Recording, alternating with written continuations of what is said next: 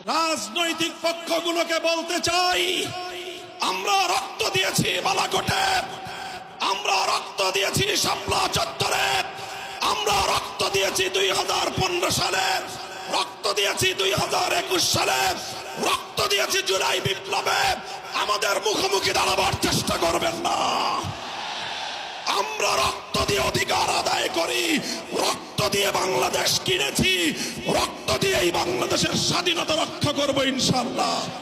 সরকার যদি জনগণের শান্তিপ্রিয় ভাষা বুঝতে ব্যর্থ হয়, আবার বলছি, সরকার যদি 8 দলীয় নেতৃবৃন্দের শান্তিপ্রিয় ভাষা বুঝতে ব্যর্থ হয়, যেই ভাষায় বললে সরকার বুঝবে, আমরা সেই ভাষাই প্রয়োগ করব, সেই কর্মসূচি ঘোষণা করব ইনশাআল্লাহ।